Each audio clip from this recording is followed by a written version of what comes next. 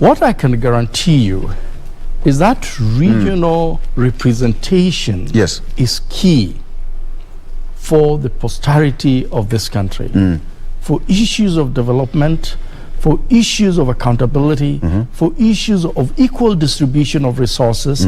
That is very, very key, because we have a scenario in this country where basically regions that were perceived to be opposition were never getting development. Yes. The regions that were perceived to be, in the oppositions were never getting employed in the military, in police, and in teaching, and many, many other places. They were totally looked down upon, and things were going to places where people perceived them to be pro-government. When it comes to issues of development matters in a country, you want equitable distribution of resources, regardless of whether they're in the opposition or not, because resources comes as a result of taxes that people pay. Yes. And anybody who pays taxes in this country is supposed to get the services they need. If they're not being given those services, then it is not right. And that is a problem we have in this country.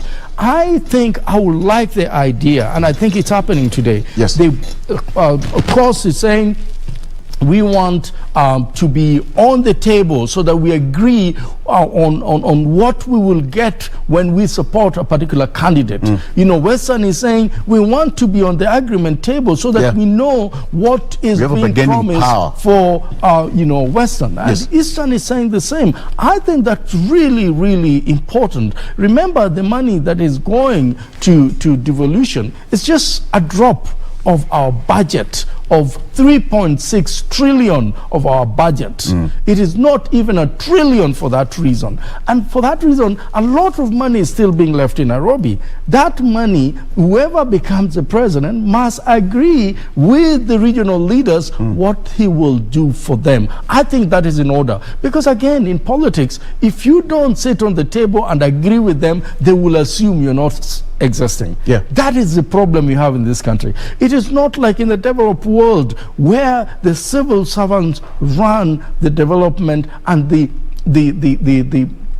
development and runs the way the country runs. The politicians are left there to hinge on policies and to make laws that helps in issues of development, in issues of accountability, in issues of transparency. The politicians make laws, but the people who run the show are civil servants. You realize that it's this country, it is the other way around. It's just politicians that run the show. It's the politicians that determines where development goes. It's the politicians who allocate resources. It's the politicians who are supposed to oversight it, and it's the politicians who some of them are found in corruption. Very well.